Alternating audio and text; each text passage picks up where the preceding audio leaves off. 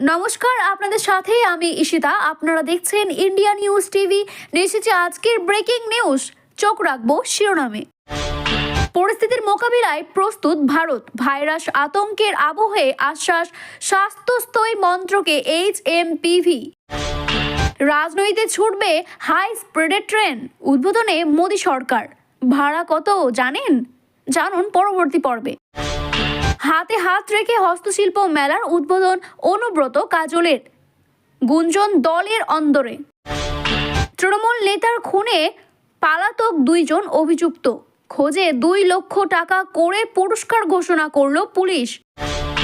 সামনে মূর্তি উন্মোচনে মমতার বহিষ্কার নিয়ে আক্ষেপ প্রদীপের। বিস্তারিত জানতে চোখ রাখুন, সঙ্গে থাকুন ইন্ডিয়া নিউজ টিভিতে। বিস্তারিত জানতে চোখ রাখবো আজকের প্রথম খবরের দিকে। পরিস্থিতির মোকাবিলায় প্রস্তুত ভারত, ভাইরাসের আতঙ্কে আবহে আশ্বাস স্বাস্থ্য সংস্থা মন্ত্রক HMPV। তবে কি ফের আবারও লকডাউন হবে দেশে? করোনার পরে চীন নয়া ভাইরাসের প্রাদুর্ভাব বাড়তেই আতঙ্ক ছড়িয়েছে ইতিমধ্যেই। বিগত কয়েক সপ্তাহে চীনের শ্বাসযন্ত্রের সমস্যায় ভুগছেন এমন রোগীর সংখ্যা অনেকটাই বেড়েছে। তাতে নতুন করে হিউম্যান মেটাপনিউমো ভাইরাস নিয়ে আতঙ্ক তাড়া করেছে সকলকে। তবে এখনো কোনো ভয়ের কারণ নেই বলে জানালো কেন্দ্রীয় স্বাস্থ্য মন্ত্রক।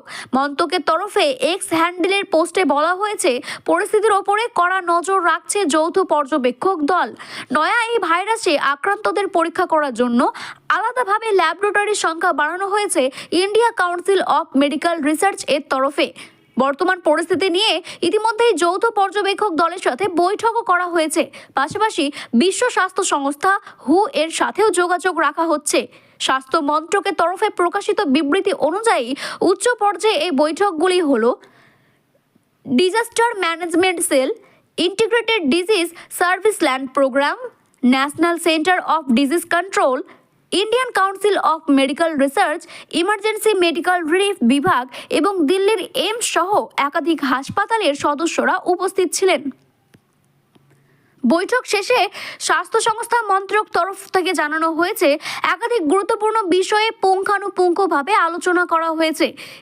বছরের এমন সময়ে চীনের আবহাওয়া অনুযায়ী ফ্লু হয়, তবে ভারতে এই মুহূর্তে সাধারণ সর্দি কাশি ছাড়া শ্বাসযন্ত্রের সমস্যা বৃদ্ধির কোনো খবর পাওয়া যায়নি।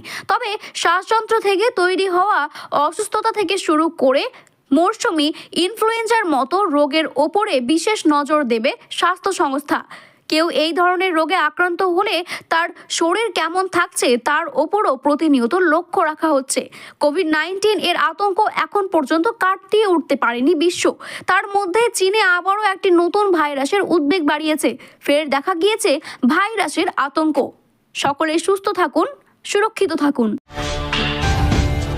পথ চলা শুরু করলো দেশের প্রথম দ্রুত রেল নমভারত।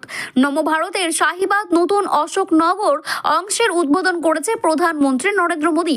রবিবার গাজিয়াবাদের শাহীবাগ RRTS স্টেশন থেকে নমভারতের শাহীবাগ নতুন অশোকনগর পর্বের উদ্বোধন করেছেন তিনি।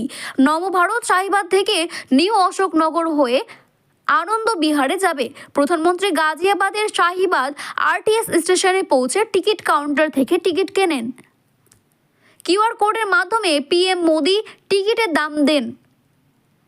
উদ্বোধনের পরে নমভারত রবিবার বিকেল 5টা থেকে সাধারণ মানুষের জন্য পরিষেবা দেওয়া শুরু করবে।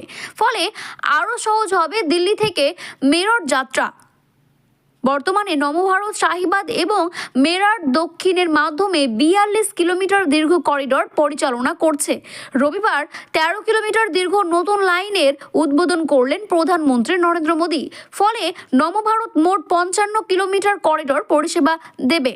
মনে করা হচ্ছে, দিল্লি এবং মেরঠের মধ্যে নমভারত চালু হওয়ার পরে রাস্তায় প্রতিদিন প্রায় 1 লাখ গাড়ির চলাচল কমে যাবে।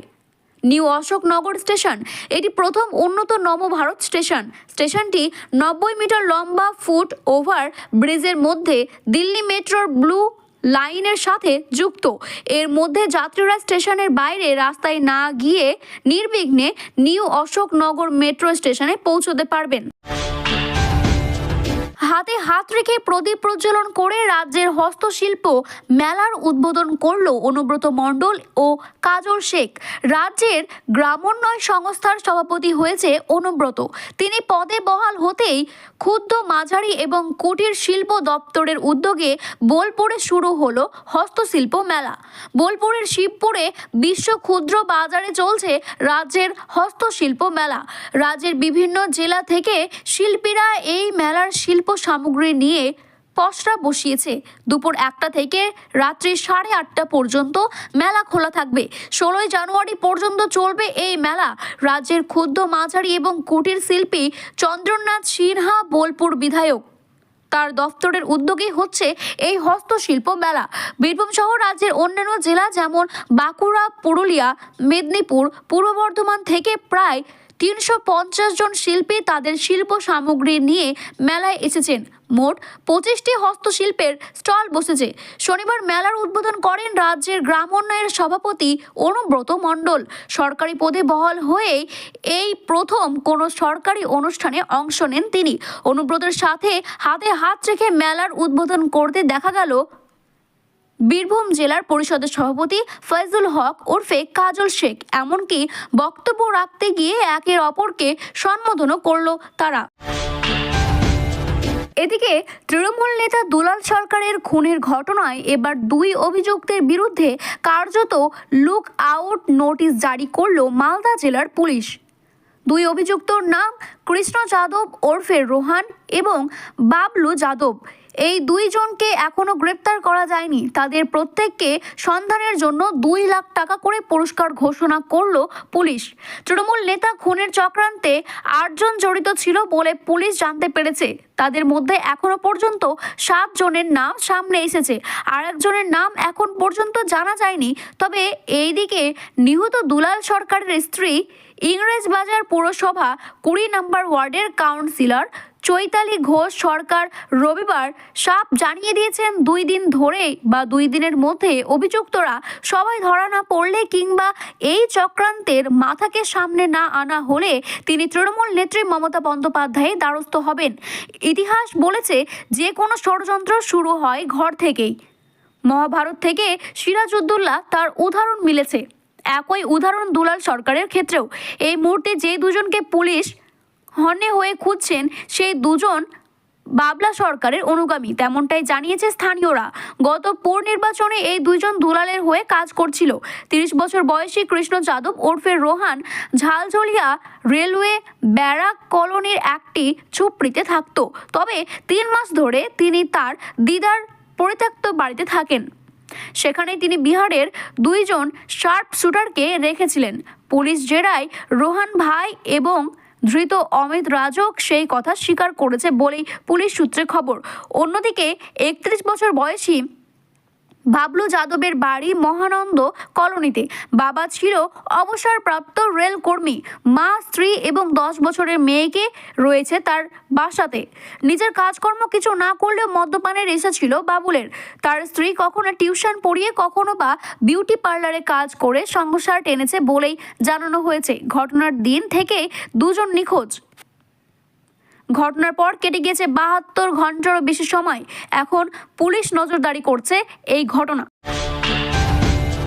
অনুষ্ঠান ছিল পশ্চিমবঙ্গে কংগ্রেসের অন্যতম জনপ্রিয় নেতা তথা প্রাক্তন সভাপতি সোমেন মিত্রের অবক্ষ মূর্তি উন্মোচনের।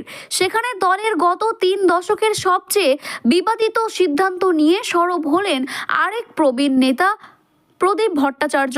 জানিয়ে দিলেন সেদিন মমতা বন্দ্যোপাধ্যায়কে দল থেকে বহিষ্কার করে ভুল করেছিল কংগ্রেস।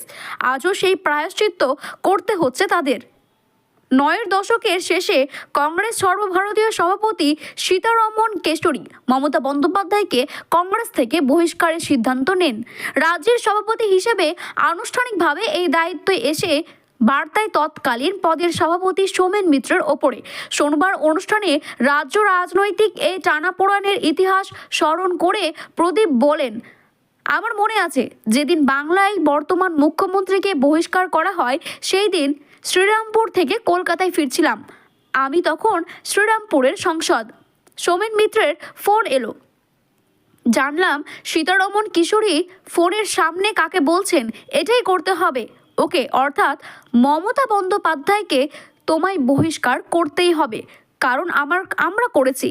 আমি সোমেনকে বলেছিলাম তুমি করো না, কিছুতেই করো না, কিন্তু সোমেনের ওপরে এমন চাপ তৈরি হয়েছিল তাকে বাধ্য হয়ে মমতা বন্দ্যোপাধ্যায়কে বহিষ্কার করতেই হয়েছিল।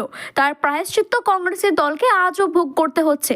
জানি না এই খাদ থেকে আমরা কবে এবং কিভাবে উঠে আসতে পারবো। সেই দিন শনিবারে সন্ধ্যায় সন্তোষ মিত্র স্কোয়ারের কাছে প্রয়াত কংগ্রেসের নেতা সোমেন মিত্র মূর্তি উন্মোচনের ঘিরে বিতর্ক তৈরি হয়েছে। প্রদেশে কংগ্রেসের বর্তমান সভাপতি শুভঙ্কর সরকারের ওপরে ক্ষোভ প্রকাশ করে প্রদীপ ভট্টাচার্য। ভিডিওটি ভালো লেগে থাকলে এইরকম আরও নতুন খবরের তথ্য জানতে চ্যানেলটিকে সাবস্ক্রাইব করুন এবং বেল আইকনটি ক্লিক করুন। ধন্যবাদ।